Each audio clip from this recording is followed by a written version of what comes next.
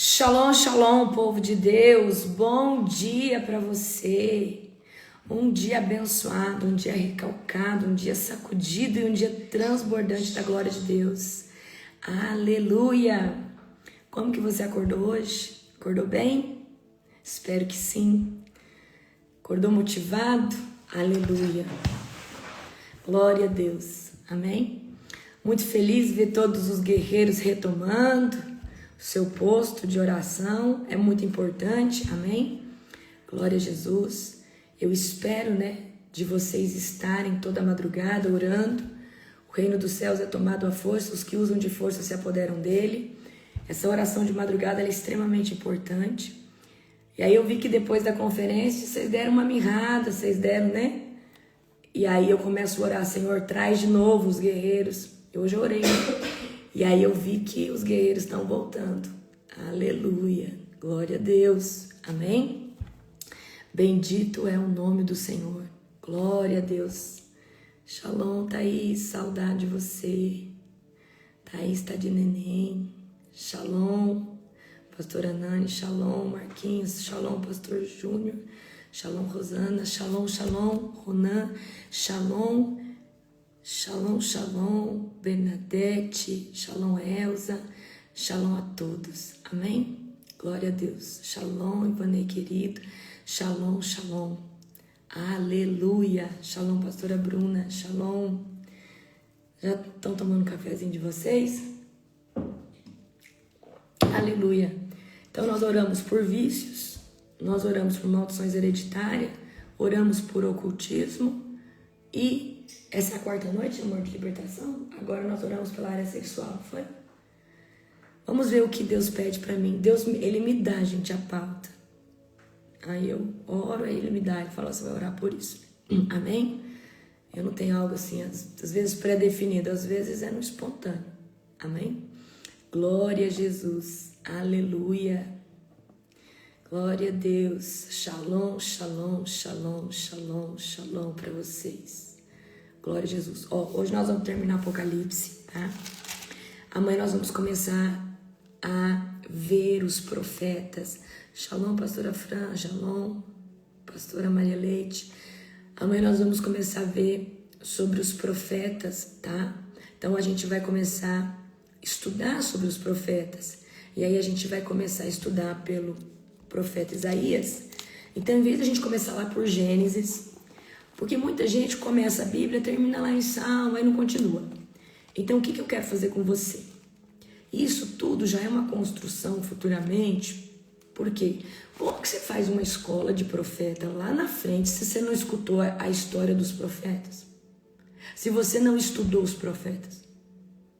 Então, presta atenção.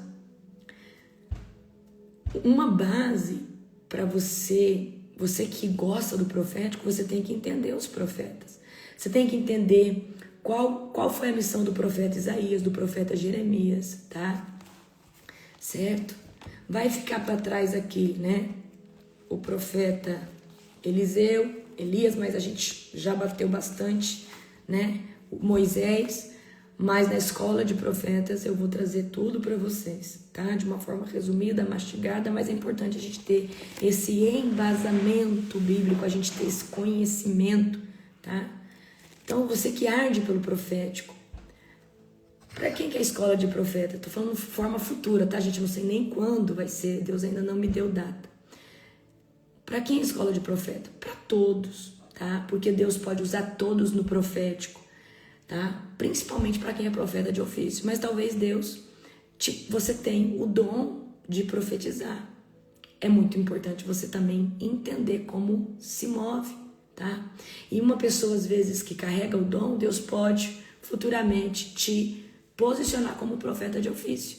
Então é muito importante antes ter o conhecimento, tá?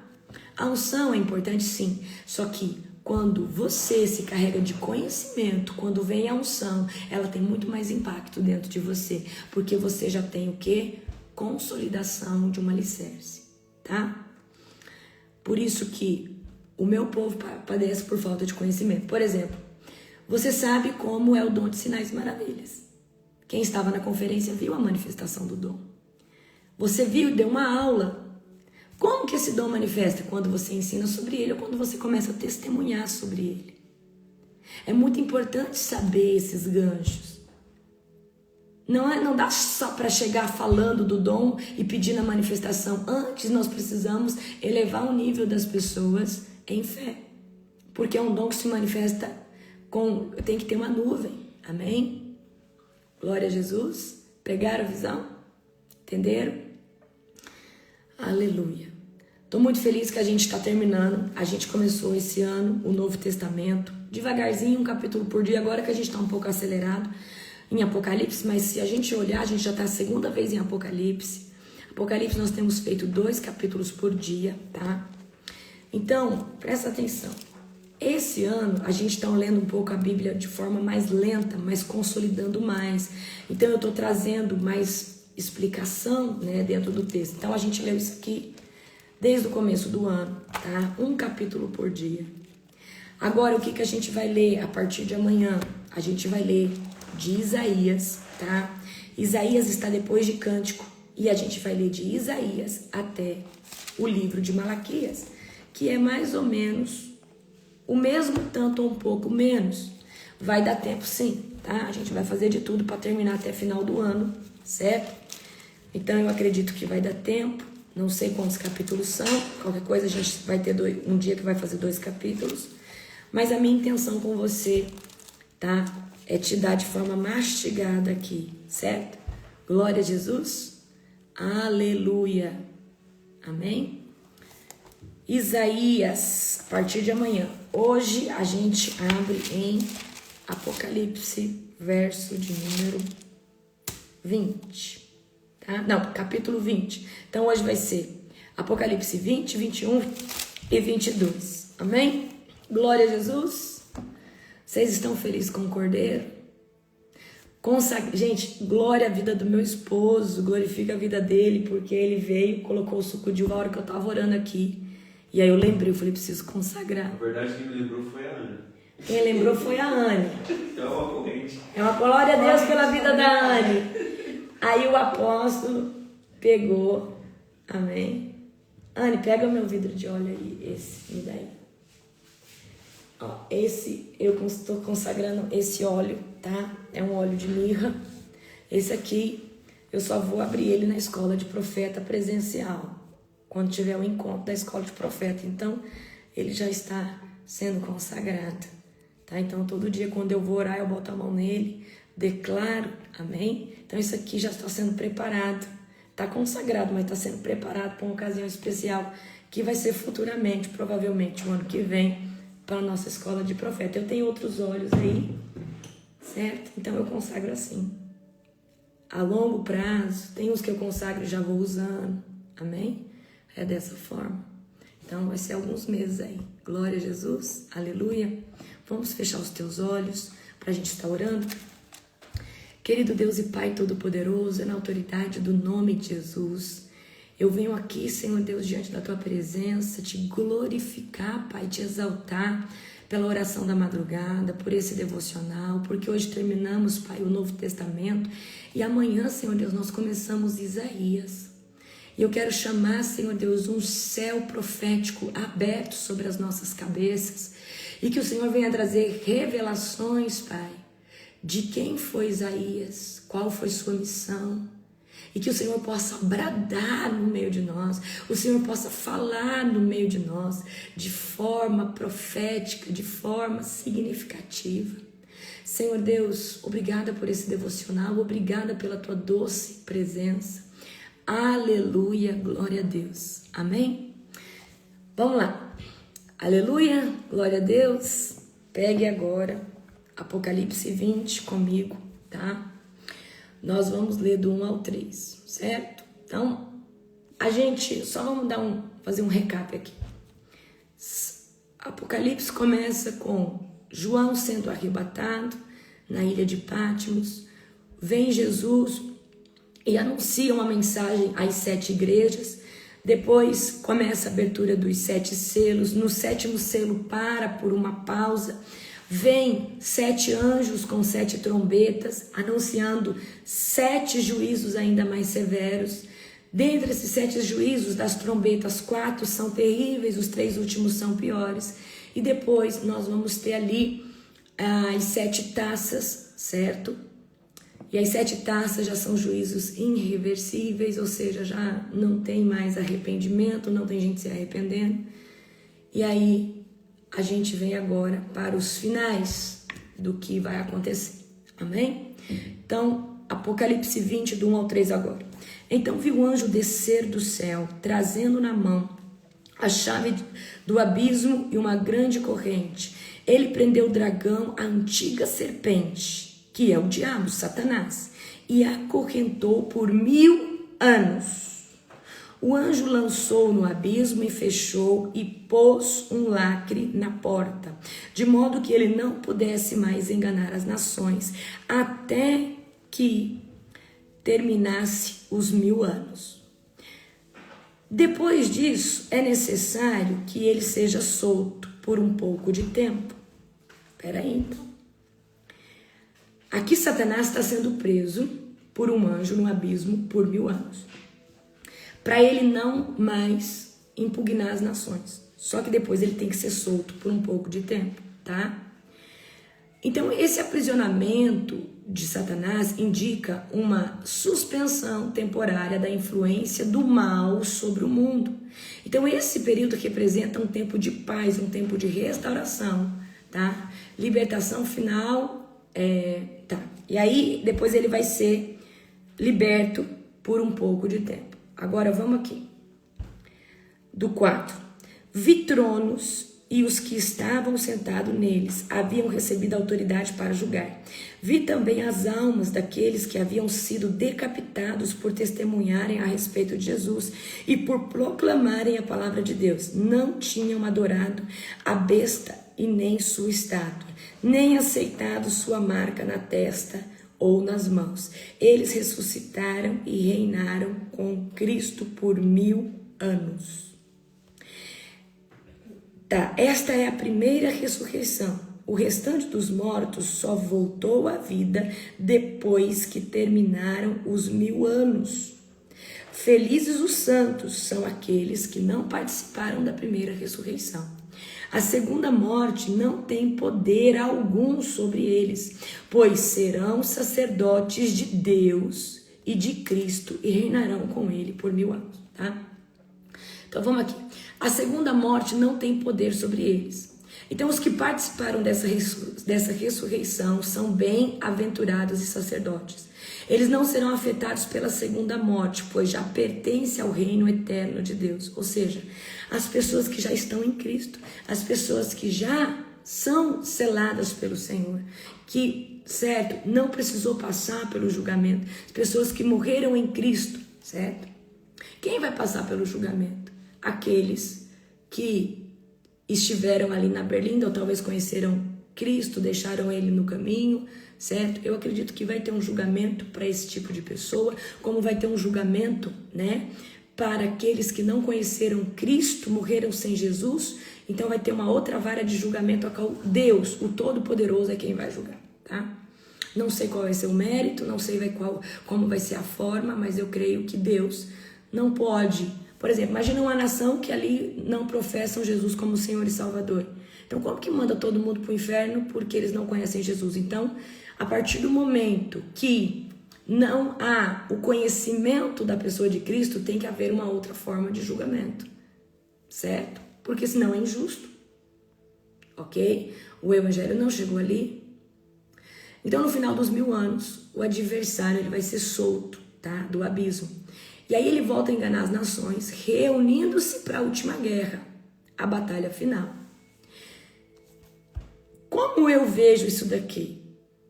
Eu vejo isso daqui também, que pode ser a parte do Armagedon. Só que o João está relatando isso daqui, que deveria talvez estar lá atrás, tá? Eu vejo assim. As nações se unem sobre Gog e Magog, cercando a cidade amada e o povo justo. Foge, o fogo desce, né, do céu e consome os inimigos. Então vamos ler mais um pouquinho aqui, tá? Então vamos lá, vamos ler aqui do verso 7. Quando terminaram os 1000 anos, Satanás será solto da prisão, sairá para enganar as nações, Gog e Magog, e todas as extremidades da terra. Ele as reunirá para a batalha, um exército poderoso, incontável, como areia da praia. Subirão até a vasta planície da terra, cercarão o acampamento do povo santo e a cidade amada, mas fogo do céu os consumiu.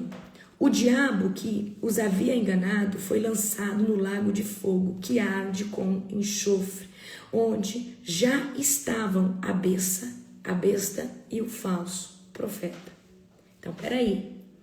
O falso profeta, a besta, né? Ou seja, o anticristo e o falso profeta já estavam subjugados. Satanás foi solto e ele vem com um exército muito grande tentando enganar as nações. Só que agora ele vai ser lançado no lago de fogo que arde com enxofre, onde estavam a besta e o falso profeta. Ali serão atormentados dia e noite para todo o sempre.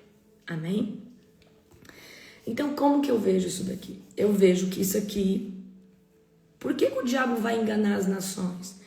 Então, eu vejo que isso daqui é um relato, talvez ali antes do Armagedon. Antes ali daquele exército que se levanta, certo? Então, vamos lá. O julgamento final.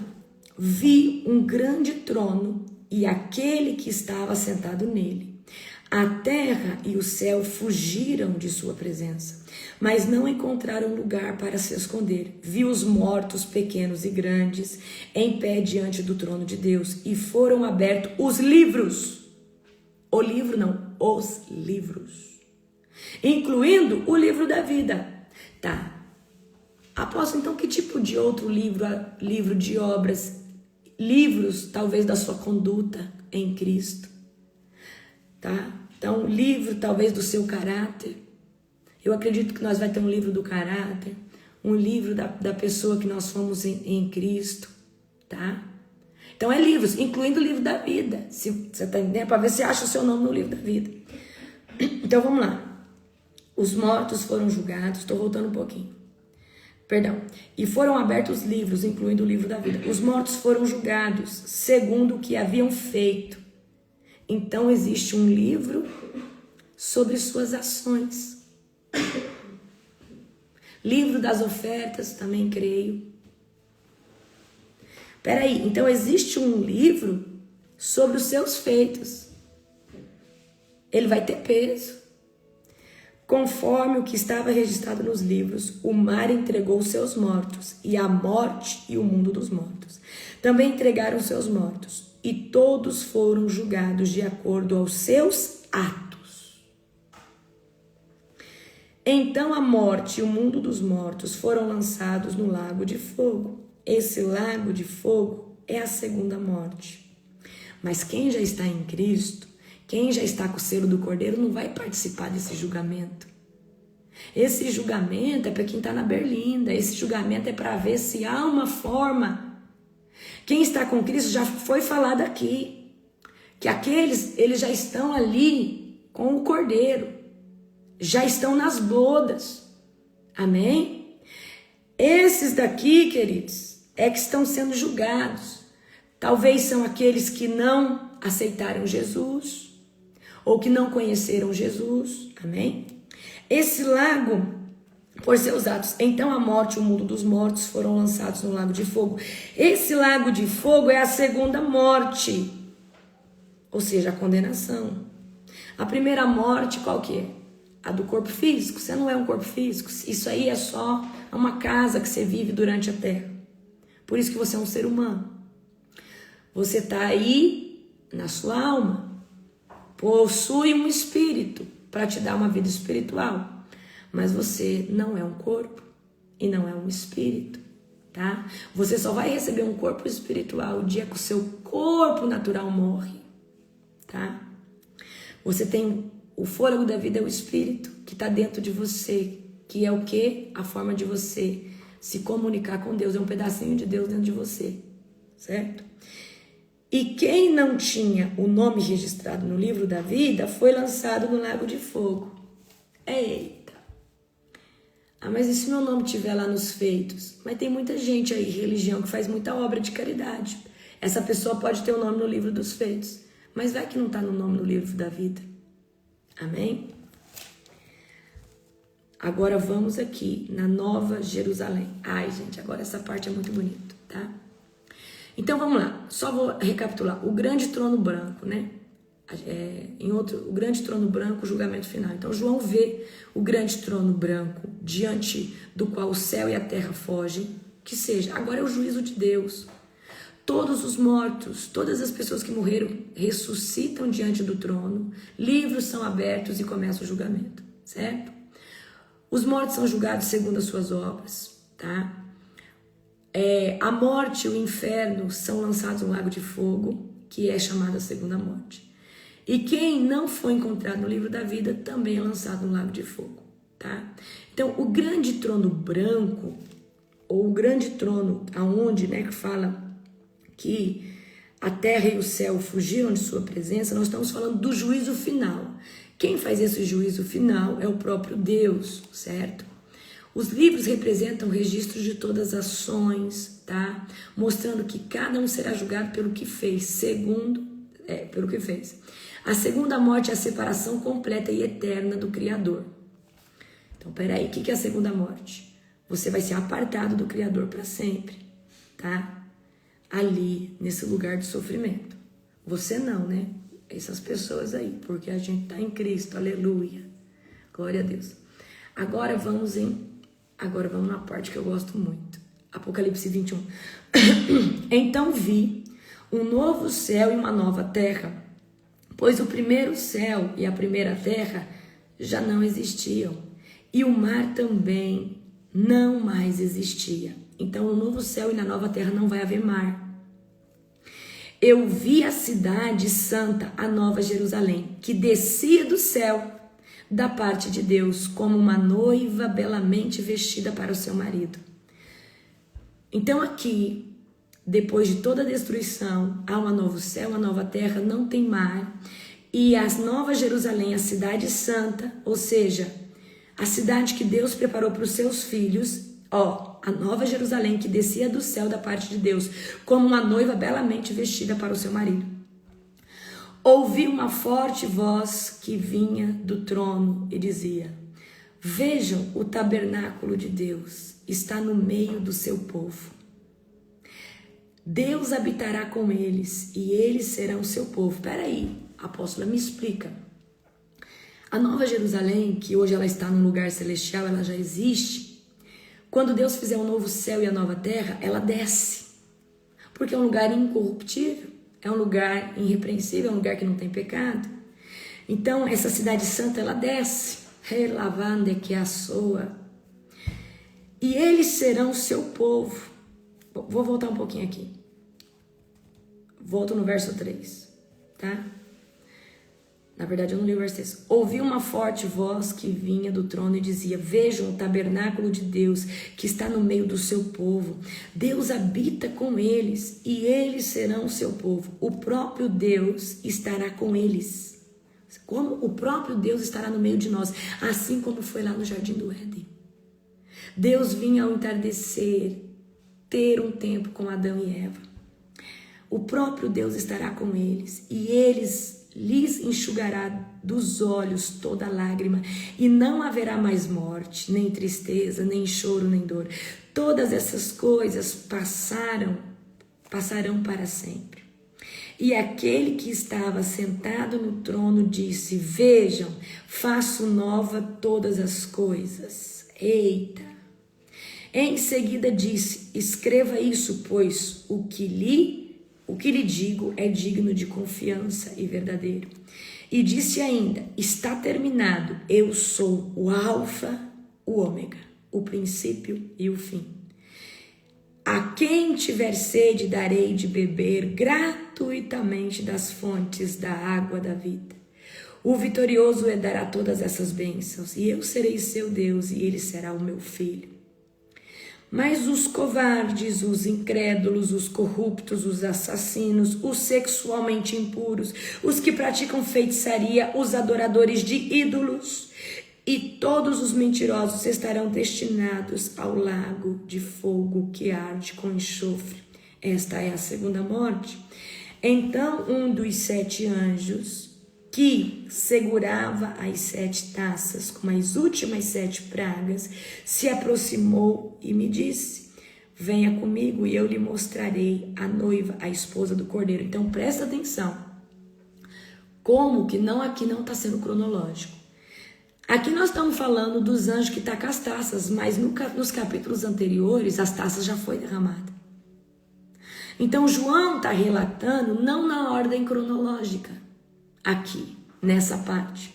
O que é cronológico, apóstolo, para você? O recado às 7 igrejas, as 7 selos, as 7 trombetas e as 7 taças.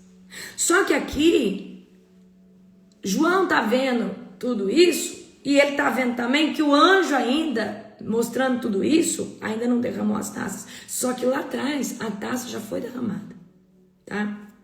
Por isso, queridos, tem coisas que não cabe a nós saber o tempo. A gente não sabe, tá? Por isso que eu falo, então como que a gente chega aqui, ó?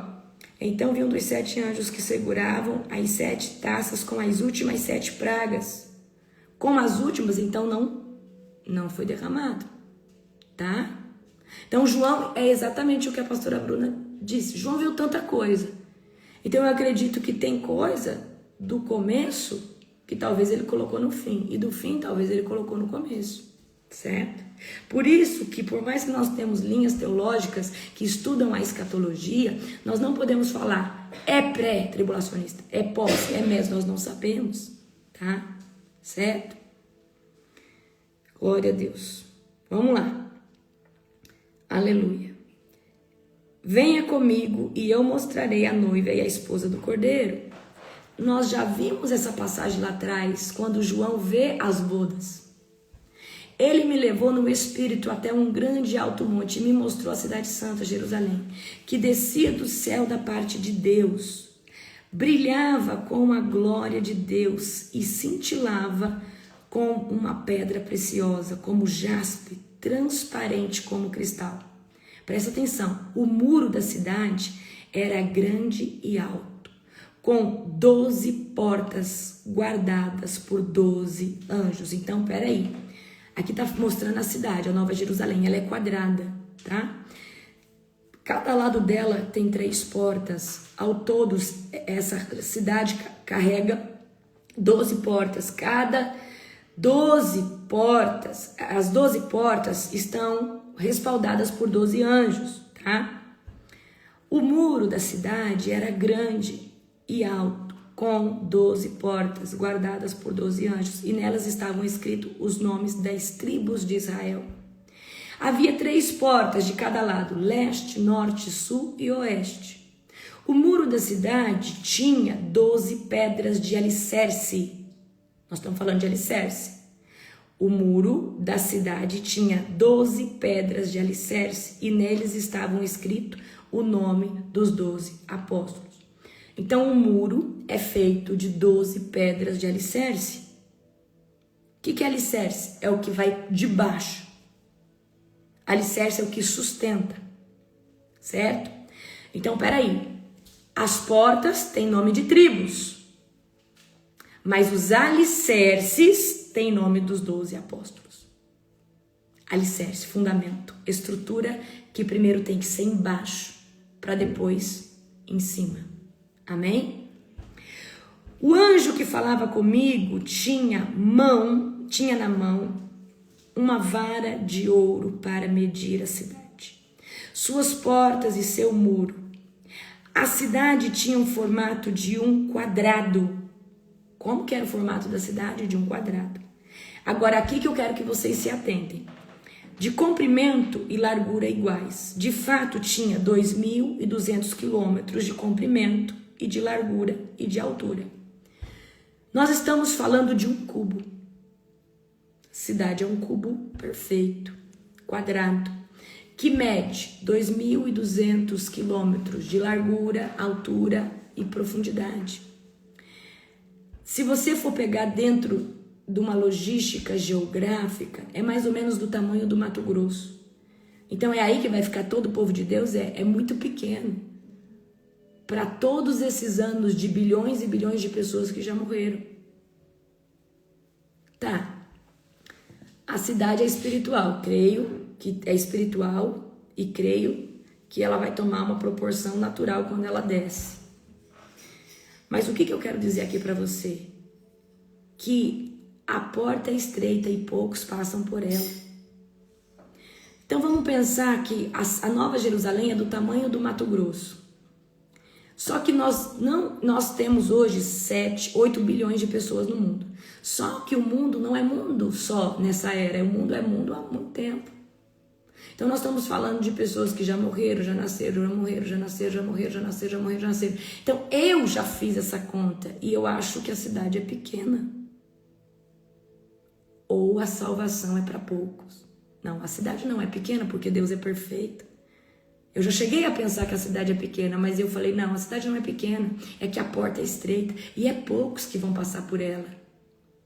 8 bilhões de pessoas, uma cidade que tem o tamanho do Mato Grosso, nós temos nações, continentes. Eita, é forte. Então ele mediu o muro e descobriu que tinha quase 65 metros de espessura. O que é espessura? É a largura do muro. O muro, tá. A cidade é quadrada, é um cubo. A cidade é um cubo, a cidade é uma dimensão espiritual. Eu vou falar isso para você em Apocalipse 2, quando a gente fizer. A cidade é um cubo perfeito, tá? Então a cidade sempre foi guardada nas cores celestiais porque ela é uma dimensão velada por Deus. Está estruturada com 12 portas, 3 portas em cada sentido, leste, norte, sul e oeste. Cada porta leva o nome de uma tribo. Está respaldada por um anjo, por um querubim, porque os querubins que guardam coisas, os tesouros de Deus. Então cada porta tem um querubim guardando, então não entra quem quer. Não entra qualquer pessoa, só entra ali quem tem o selo, quem tem o nome no livro da vida. A cidade, ela tem um alicerce com 12 pedras. Nós estamos falando do nome dos apóstolos, que essas pedras carregam o nome dos apóstolos, tá? E agora nós estamos falando da cidade. Ela é um cubo. Ela tem 2.200 km de largura, altura. É um cubo perfeito. Só que o muro que guarda essa cidade, ele tem 65 metros de largura. Vai aí. Você que mora em casa, talvez você mora em apartamento. Mas você sabe o que é um muro? Imagina um muro de 65 metros de espessura. É grosso ou não é? É grosso ou não é? É um muro muito grosso. Certo? Muito bem estruturado, tá? De espessura, de acordo com a medida humana usada pelo anjo. Então, aqui eles já trouxeram a medida humana. É 2.200 km, altura, largura, profundidade da cidade. É um cubo perfeito. E aí nós estamos vendo que é 65 metros o muro. O muro era feito, presta atenção, o muro era feito de jaspe. E a cidade de ouro puro, transparente como vidro. Então nós sabemos que a cidade é um quadrado, tem 3 portas em cada sentido, cada porta guardada por um anjo. O muro que nele emprega as portas, ele é feito de jaspe. Isso tem um significado, tá? Na escola de profeta, eu vou trazer todo o significado dessas questões das pedras que é falada, as pedras que Lúcifer tinha no peitoral, que o sacerdote tinha no peitoral, tá? Tudo isso tem um significado profético. O muro era feito de jaspe e a cidade de ouro puro, transparente como vidro. O muro da cidade era construído sobre alicerces, ornamentos com 12 pedras preciosas. Presta atenção. O muro da cidade era construído sobre alicerces ornamentados com 12 pedras preciosas. Muro de jaspe estão debaixo de 12 pedras preciosas ornamentados com 12 pedras preciosas. A primeira com jaspe, a segunda com safira, a terceira com ágata, a quarta com esmeralda, a quinta com ônix, a sexta com cornalina, a sétima com crisolito, a oitava com berilo, a nona com topázio, a décima com crisópraso, a décima com crisópraso, a décima com crisópraso, a 11ª com jacinto e a 12ª com ametista. As 12 portas eram feitas de pérolas. Peraí, cada pérola de uma única pérola. Olha o tamanho desse muro, imagina o tamanho dessa porta. Cada porta era feita de uma pérola única. Então o muro, ele é feito de jaspe e ele está ornamentado com 12 pedras preciosas. E as portas da Nova Jerusalém, gente, presta atenção, ela é de uma pérola, então imagina o tamanho dessa pérola. E a rua principal, ouro puro, transparente como vidro, imagina esse ouro puro. Não vi templo algum na cidade, pois o Senhor Deus, o Todo-Poderoso e o Cordeiro são seu templo. Então não vai haver lugar de adoração, porque todo lugar vai ser um lugar de adorar, porque o Cordeiro estará no meio de nós. Eita glória! A cidade não precisa de sol nem de lua, pois a glória de Deus a ilumina. E o Cordeiro é sua lâmpada.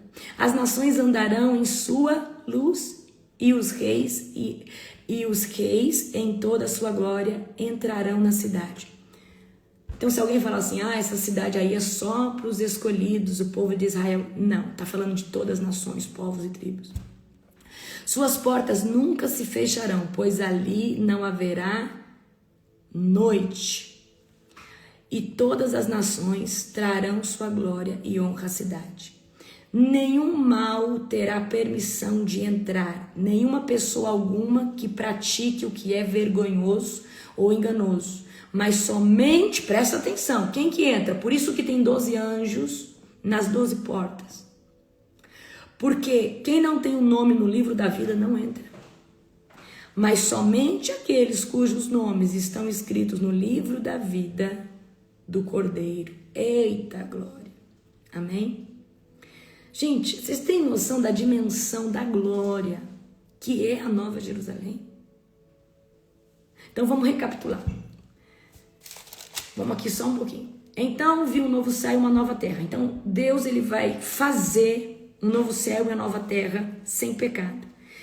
Do céu descia a Nova Jerusalém, que é hoje uma dimensão espiritual da cidade que Deus está preparando para o seu povo. Creio eu, no meu achismo, que se essa cidade desce sobre esse novo céu e essa nova terra, tá? E se esse novo céu e essa nova terra é algo natural, essa Nova Jerusalém pode ser um lugar espiritual e natural ao mesmo tempo, tá? Porque Deus vai habitar ali no meio do seu povo, assim como foi lá no começo no jardim, certo? Pode ser, é um achismo meu, ok? A cidade, ela brilhava, né? João tá vendo ela ali. Então, como que é constituída a cidade? Ela é um quadrado, ela é um cubo perfeito.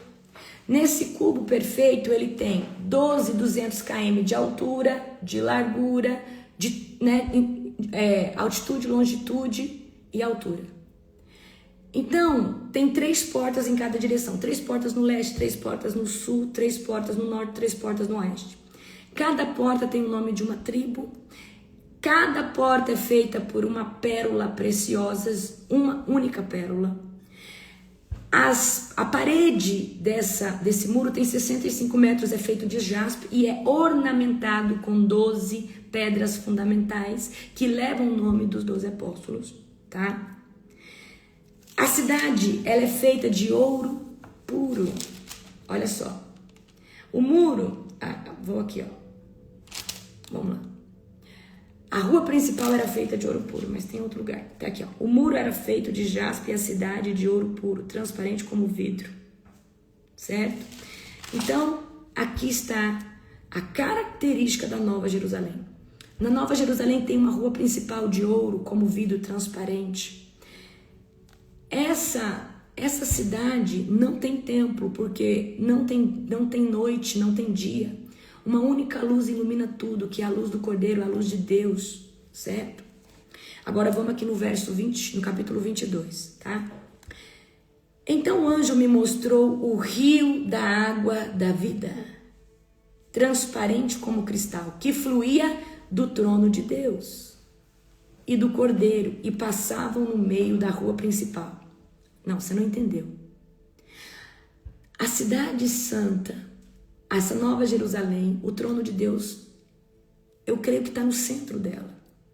Sai um rio de água cristalina que vai passar no meio dessa rua principal. Eu tenho aqui algumas imagens.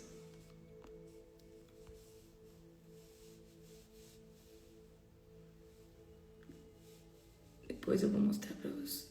Aqui, ó. A árvore da vida, o rio. Isso aqui, gente, não chega nem perto do que é. Na verdade é essa. Isso aqui não chega nem perto, tá?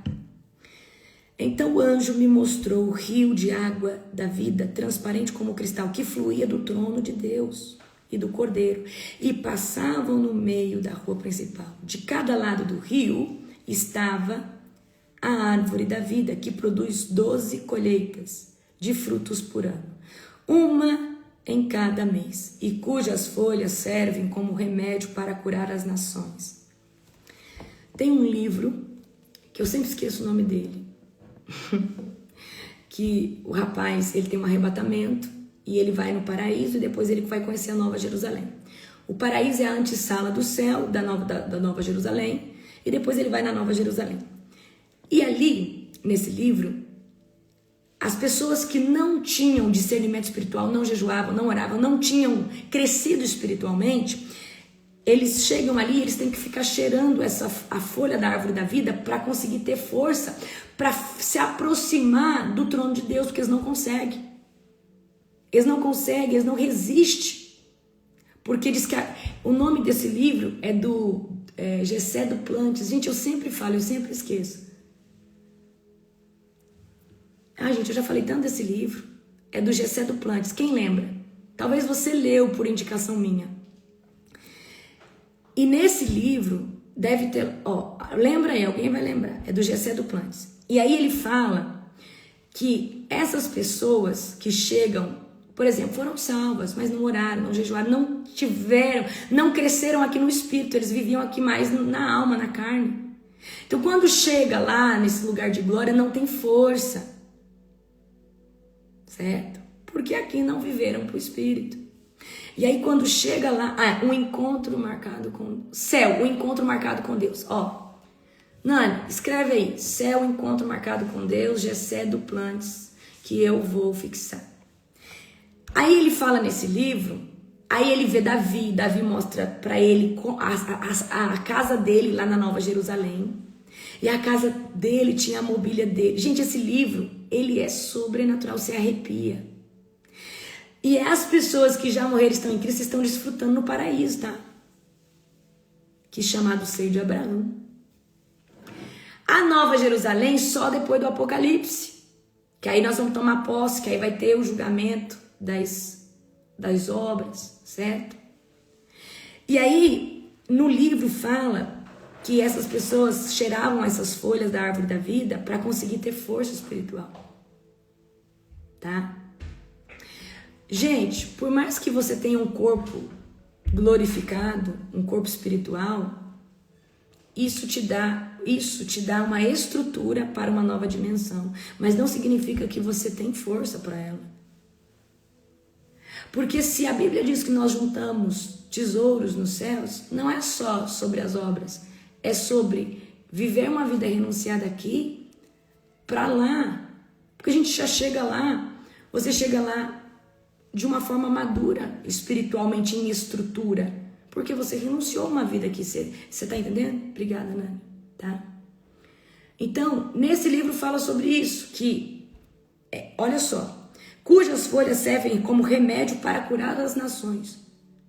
Mas curar do quê?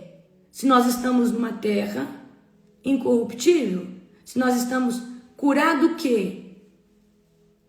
Curar do quê? Amém? Então leiam esse livro, ele trouxe para mim, eu consegui entender Apocalipse bastante, consegui ter. Gente, você lê esse livro numa sentada, de tão poderoso que ele é, tá? Certo? Gente, céu, um encontro marcado com Deus. É isso, tá? Céu, encontro marcado com Deus. Gessé Duplantis, tá? Certo? Então, eu creio de todo o meu coração que uma vida renunciada aqui, você vivendo em discernimento do espírito, isso tem uma influência sim depois dessa vida, porque é o tesouro que nós estamos acumulando lá. Ah, você vai chegar lá com a memória apagada? Gente, eu não creio que o nosso Deus vai nos tratar dessa forma, então não faz sentido. Não faz sentido. Se você crê que você vai ter uma memória apagada, então do que adiantou você renunciar a tanta coisa, você vencer tanta coisa? Eu creio que lá você não vai sentir choro, você não vai ter tristeza, você não vai ter dor, lá você não vai poder estar em casamento ou se dar em casamento, você lá vai ser um adorador genuíno. A Bíblia diz que seremos como os anjos, porque senão não faz sentido. Amém? Você vai chegar lá e Deus te reseta a memória, e daí? Você é quem? Você não sabe quem você é? Se a gente lutou a vida inteira aqui para descobrir quem somos em Cristo, aí a gente chega lá no céu e Deus reseta a nossa mente? Reseta a nossa memória? Para com isso, gente. Vocês têm que pensar um pouquinho. O nosso Deus, ele é misericordioso, ele é poderoso, ele jamais faria isso conosco. Isso aí é história de encarnação, de reencarnação. Eu acredito que nós não vamos ter dor, nós não vamos ter tristeza. Certo? Eu acredito que vai ser lindo. Igual a irmã colocou aí. Vamos lá, de novo aqui comigo, tá? 3. Não haverá mais maldição sobre coisa alguma, porque o trono de Deus e do Cordeiro estará ali, e os seus servos adorarão. Então, quando alguém falar que não existe maldição, por que então a Bíblia diz que na Nova Jerusalém não vai ter mais maldição? Na Nova Jerusalém. Verão seu rosto e o seu nome estará escrito na testa de cada um, e não haverá noite. Não será necessária a luz da lâmpada e nem a luz do sol, pois o Senhor Deus brilhará sobre eles e reinarão para todo sempre. Então o anjo me disse: tudo que você ouviu e viu é digno de confiança e é verdadeiro. Quem falou? O anjo está falando aqui para o João. O Senhor, o Deus dos espíritos dos profetas, enviou seu anjo para dizer aos seus servos o que acontecerá em breve. No 7 agora. Vejam, eu venho em breve. Quem está falando isso? Jesus. Vejam, eu venho em breve. Felizes aqueles que obedecem às palavras da profecia registrada nesse livro. Eu sou João, aquele que ouviu e viu todas essas coisas. E quando as ouvi, caí aos pés do anjo que as mostrou a mim, a fim de adorá-lo. Mas ele disse: não faça isso, sou um servo como você e seus irmãos, os profetas e como todos os que obedecem ao que está escrito neste livro. Adore somente a Deus. Em seguida disse: não lacre com selo as palavras proféticas desse livro, porque o tempo está próximo. Que o mal continue a praticar a maldade, que o impuro continue a ser impuro, e que o injusto continue a viver que o impuro continue a ser impuro, e que o justo continue a viver de forma justa, e o santo continue a ser santo. Vejam, eu venho em breve e trago comigo a recompensa para retribuir a cada um de acordo com seus atos. Eu sou o Alfa e o Ômega, o primeiro e o último, o princípio e o fim.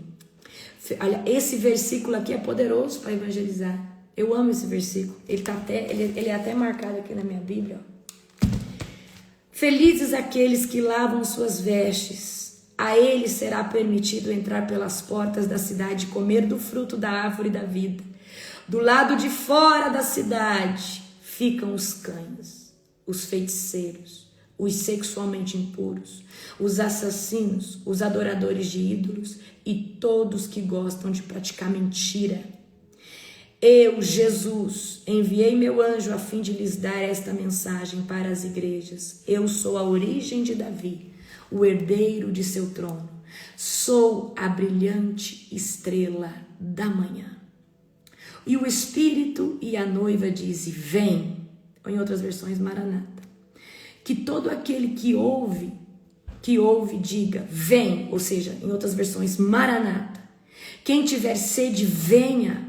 Quem quiser, beba de graça da água da vida.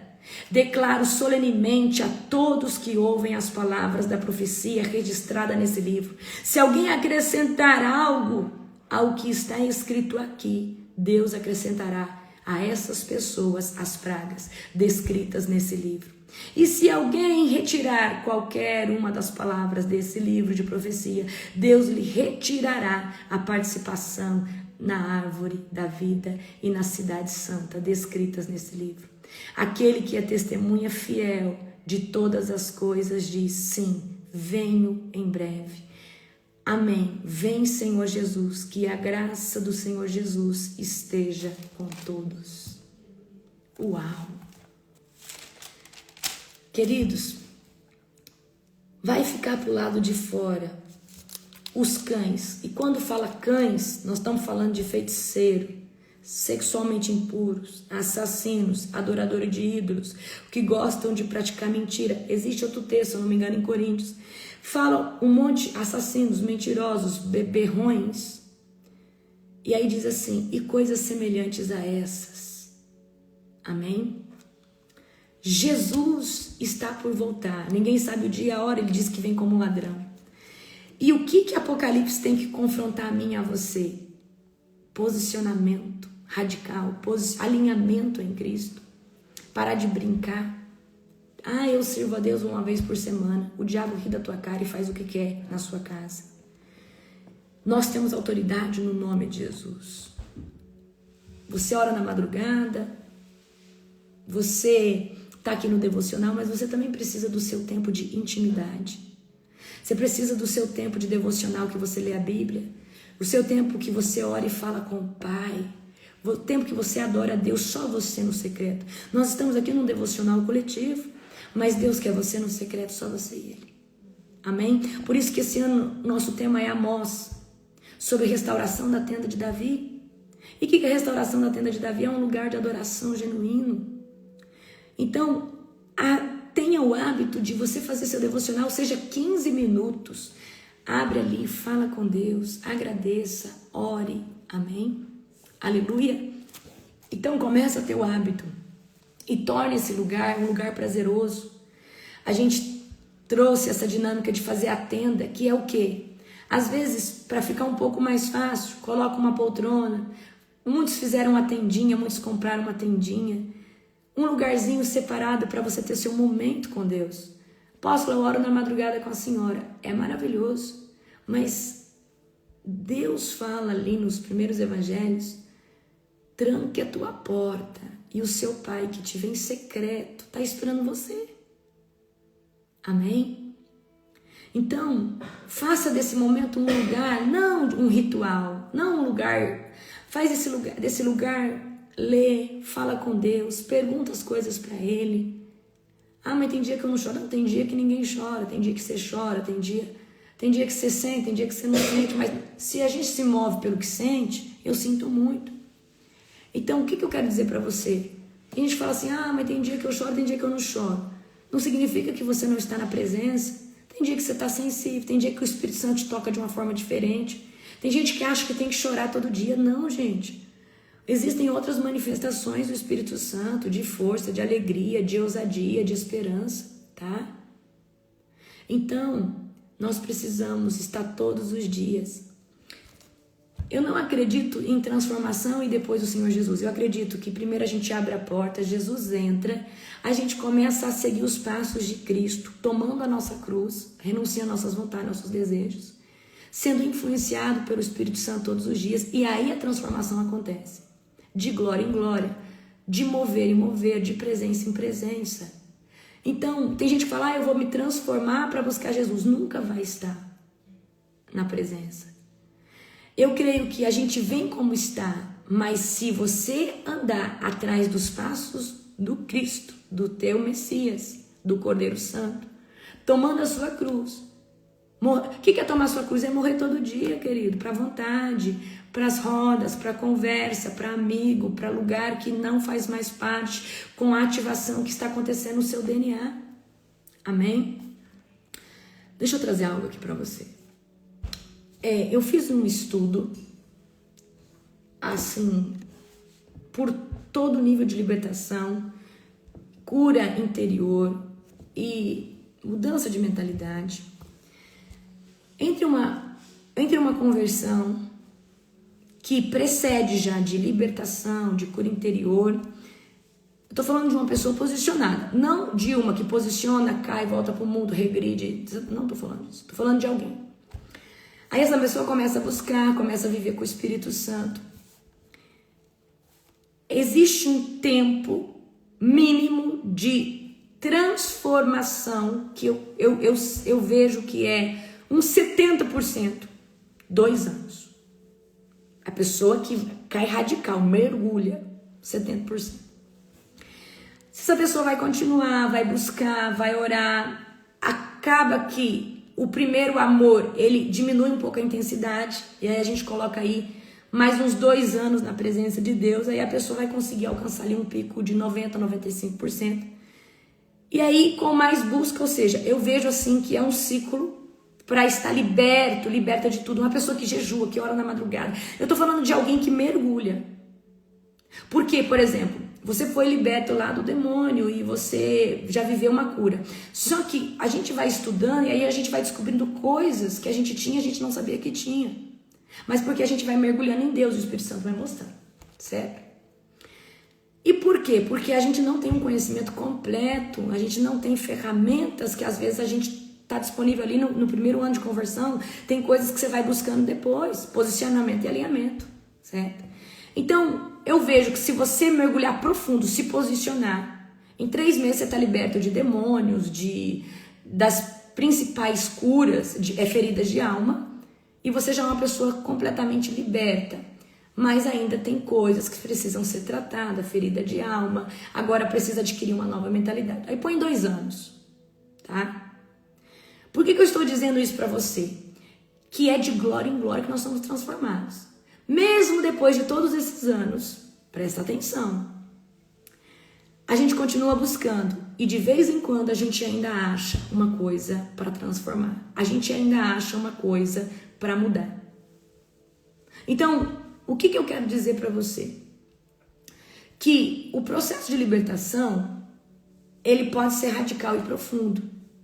Mas existe a libertação de demônios, de hábitos, novos hábitos.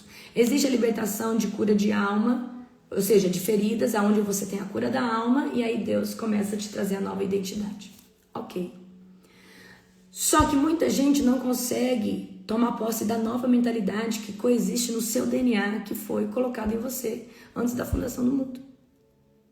Aí tem gente liberta, tem gente curada que não consegue avançar e tá na presença de Deus. Por quê? Não entendeu ainda quem é em Cristo. Certo? Por que eu tô dizendo isso para você? Porque são processos que tem que ser passado. Então, cada vez que você sai da presença de Deus, você regride, porque a Bíblia diz que cada demônio que saiu, ele volta com mais 7. O estado que você tinha na área da perversidade sexual, do vício, ela acaba sendo pior. Então, você que posicionou, tá posicionado, tá conhecendo libertação, agora não sai da presença. Não sai. certo? Esse programa que eu estou desenvolvendo, o que eu tentei fazer ao máximo, na íntegra? Pegar todos esses processos que acontecem durante todos esses anos e viver eles em 90 dias. Como? Sendo intencional, ele é puxado. Então você vai ter lá um mapeamento. Por exemplo, você às vezes fez libertação tudo, mas não tratou a área da infância, que aconteceu talvez um abuso, ou aconteceu às vezes uma humilhação, ou a sua mãe deixou você lá com sua avó, ou e você cresceu sem o pai, a mãe. Então ali tem um dia específico para tratar cura emocional na sua infância. E aí a gente volta lá atrás com um mapeamento e depois uma declaração de libertação, quebrando. Por quê? Eu trouxe todas as áreas possíveis que alguém precisa ser liberto e precisa ser curado na alma e precisa ser transformado na mentalidade. A mentalidade, se ela não for transformada, você não alcança o seu propósito. Então, o que eu tenho estudado nesses últimos tempos? Dentro, existe um DNA, vocês vão ter uma imersão gratuita comigo, vai ser o presente que eu dei lá na conferência. Em breve, eu vou colocar um link e vocês vão ter que só colocar o e-mail de vocês e entrar na plataforma. É na minha plataforma nova, que a minha equipe já está organizando. Dentro do DNA, ele existe uma faceta, presta atenção, ele existe uma faceta de alma, que é o que você é. Tudo que você é como pessoa. Existe faceta da mente. O que é a mente?